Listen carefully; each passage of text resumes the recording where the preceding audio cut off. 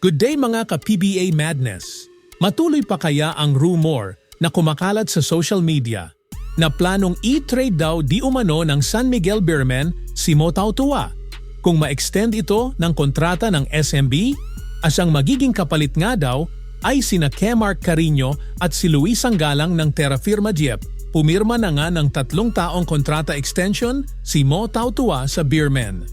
Mga ka-Madness, gumanda ang laro ni Mo Tautuaa nitong mga huling laban ng SMB sa Commissioner's Cup.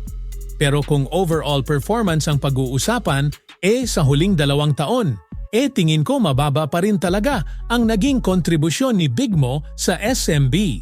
Kaya marami pa ring mga fans ang kinoconsider na i-trade lang ng SMB si Big Mo kapalit ng mas batang players. Mga ka-Madness, 35 taong gulang na si Mo Tautuaa.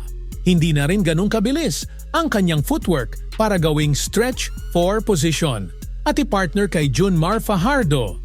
Sa pagkakataong ito mga ka-Madness, hindi na rin nakakagulat kung matrade pa rin si Big Mo Tautuaa kahit pumirma ito ng 3 taong extension sa SMB.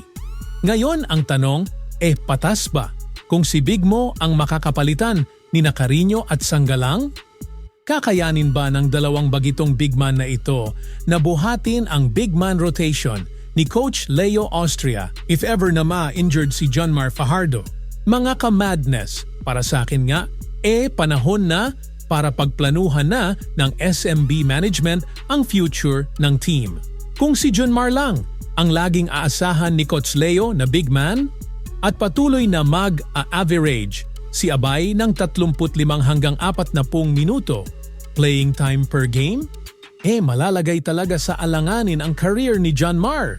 Isang injury lang yan, pwedeng matapos agad ang PBA career ni Kraken. Panahon na para bawasan ang bigat ng responsibilidad ni Junmar sa Beermen.